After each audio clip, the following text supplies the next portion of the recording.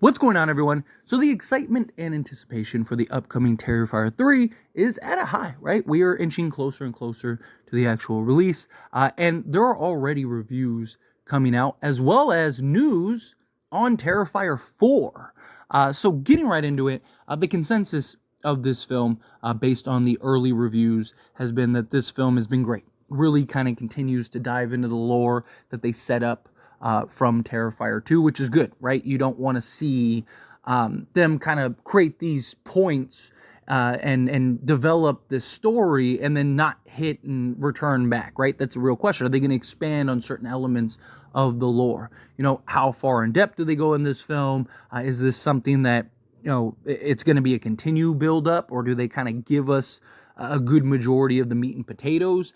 That is yet to be seen. We'll see how much they actually give us as far as like heavy hits into the lore. Sienna is supposed to be the final girl, as people say that she's fantastic and she really kicks butt in this film. Art is terrifying as usual.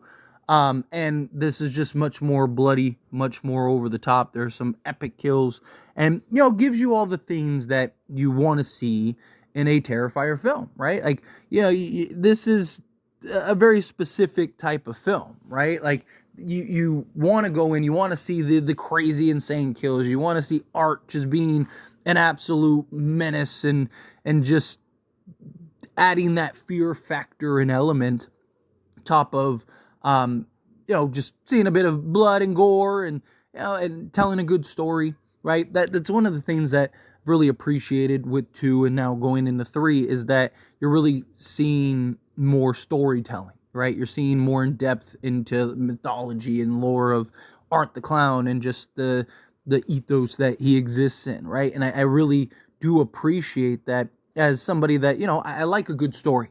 I like good storytelling. I like creative writing. I like creative films in general, right? Like, you know, he could, you know, Damien Leone could easily just have this be, you know, Art just run around killing people and leave it at that. But the fact that he's really taken the time to, you know, kind of flesh out a nice story to go along with it. And these two titans, it seems like in many ways, in Art the Clown and Sienna, that are going to meet at a head and kind of this never-ending battle, it feels like. You know, how many times are we going to do this? But, you know, again, I've always said, as long as the movies are great, I'll make as many as you can.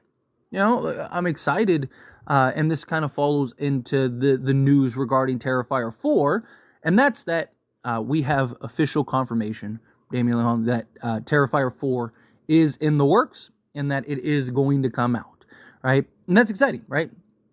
That means the anticipation, the belief that this third installment is going to do well.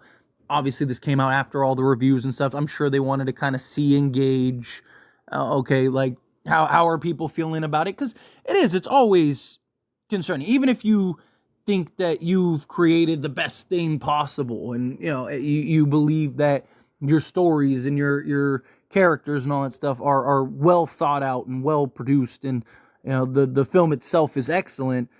It doesn't really matter what you think as the creator, especially in a space of film. It's what does the audience like? You know, what does the audience think? No, unless you're making something personally for yourself, which this isn't the case, then you know, you are at the sort of feet of your audience in order to produce a good product, right? And so the fact that you are hearing these resounding, just like, hey, this is a great film, this is arguably best in the trilogy thus far, right? Obviously there's going to be more. I'm sure that they now kind of have that sense of relief, and it's like, okay, let's get in the works on Terrifier 4. And like I said, I mean, the beauty of Art is you could just keep going. You could keep, you know, you could finish this story, Sienna, and maybe she finds a way to kind of remove Art from her life, and Art ends up now having a new target, or just gets bored with, you know, I can't take out Sienna, so I'm just going to go over here and try this person, right? Like, you can continue expanding this story and this universe that is being established and created. And it's also just amazing to see, you know, kind of a almost throwaway character. You know, that might not be the best way to put it, but lack of a better phrase, like in All Hallows Eve, to being kind of creating this Terrifier film that kind of gets lost in the back catalogs of Netflix and these other streaming platforms, to all of a sudden kind of start gaining this traction and gaining this hype and gaining this genuine excitement, and developing this cult following, to now we're getting a fourth installment. You really got to tip your hat. Really got to just, wow, like something that, it's just a passion project, something that you want to do that actually develops into this franchise, that is so beloved and is looked at as a classic in many people's eyes. And so that in and of itself is exciting. But again, to me, it's all about storytelling. It's all about execution. It's all about delivery. Obviously, the direction of the film itself. There's I'm sure there's good things and bad things, as with all films, right? I'm sure there will be things in Terrifier 3 that people love. I'm sure there are things that people aren't super thrilled on, right? I'm sure that there are things that people are kind of indifferent on. That's the beauty of it all.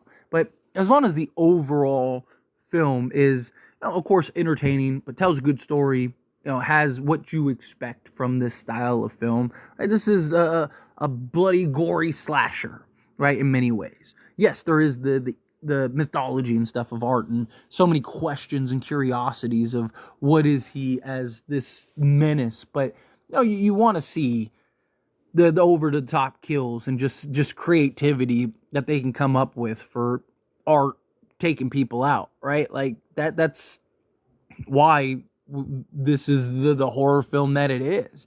Just the insanity in a lot of ways that's just like, wow, like like this is really happening right now on screen. And kind of treading the line, right? Kind of, you got the line in oh man, is this going too far, or is this not enough? Like those are the things that really kind of separate this film from others, right? It's just like, man, I can't believe they got away with that, right? Like, this is crazy. And yeah, so I'm rooting for Damien Leone's success. I'm rooting for Terrifier 3's success, and really hope, again, go into the franchise, right? Like, getting Terrifier 4, I would imagine, again, I'm not one of the people that saw the early reviews, it's just my hopes, right? I would imagine that there's probably a jumping off point towards the end of Terrifier 3 that would lead into 4. Curious to see if it's kind of a like semi-conclusive thing, right? Like how open-ended is it? How many more questions do we end up running into, right? As far as like Sienna, as far as the story about her father, as far as the the sword, and like what is that big like weapons maker guy, right? Like there's a lot of things that are, I imagine, are going to unpack and really dive into this film, and really kind of set up the future of this franchise. And like I said, I mean, hey, in 10 years, if we're looking at Terrifier 10 or 8 or whatever, right, depending on how often these come out, like I'm all for it, right? I mean, never complain about good horror. I'll never complain about just fun movies, right? Like this is just a fun horror movie. And there are the psychological, the ones that are supposed to be taken like super serious, if that makes sense, right? Where Terrifier is obviously serious. Obviously, it's it's a movie. Like, I don't want to make it seem like like, oh, don't take the film serious, but it's more of like this, not to be taken kind of lightly, right? This is just a fun experience. You go in, you get to see all of the kills and the over the top, right? Like, that is in and of itself what makes Terrifier so special, because you do have some of these horror films that they want these, like, they want to be these like edgy, like, oh man, like you can't do this, you can't do, and where Terrifier is just like, hey, it's simple, it's straightforward. You got art doing these crazy antics and being a little weird. It's like, what is going on? And you got these kills, and you got this story, and now you're building into this lore and mythos. And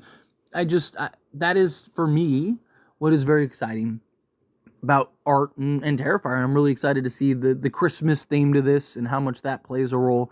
I've talked about it before in the past. I really love like the Christmas aesthetic in horror. It's just something about, like, you know, it's a combination of things. Obviously, you know, the holiday cheer, right? Like, Christmas is my favorite holiday. I love the sense of the year, right? It's just like the air smells different. It's just like you got all the lights and festives, and, you know, it's family, and, you know, season of giving and all that stuff. People seem a little happier, a little nicer, unless they're shopping, of course. It's just, I love that. And then the throw in horror, right? Like, it's like the polar opposite, especially something like Art the Clown, especially something like Terrifier 3. It's just like, you got this joy, and, you know, maybe it's more so as a father myself, you know, I you know, seeing the innocence and just excitement of your children on Christmas, you know, coming down and seeing the presents and the tree, and, you know, setting up the tree and doing all that stuff. It's just a joyous experience. And then to add in the horror element, I just, you know, it's like this nice contrast. And for whatever reason, I really like the aesthetic of, like, blood in snow, right? Like, when you have this, like, epic kill and you see, like, the blood splatter on the snow. It's just something about that aesthetic, personally, that is just, it's always been like, oh, like, that's cool, right? But I'm excited. The reviews sound good. We're getting a Terrifier 4, so more could you ask for? But as always, I pass the questions on to you. Let me know your thoughts and opinions down in the comments below. What do you think? How do you feel? What are your thoughts? Are you excited for Terrifier 3? You pumped that we're getting a Terrifier 4? You know, how are you on these films? If you're somebody that's not a big fan of the film, I'd still love to hear, you know, kind of your thoughts and opinions on it, and why. You know, because I understand these type of horror films aren't for everybody, right? These type of horror films aren't, again, they're very specific films, but they're fun films to watch and enjoy. But again, how do you feel? Whatever your thoughts are, let me know down in the comments below. That being said, if you haven't liked this video, hit that like button. Helps me a lot. Lets me enjoy these types of videos. Truly appreciate it. And that subscribe channel, what are you doing? Hit that subscribe button. Turn on the bell notifications. Appreciate y'all. See you in the next one.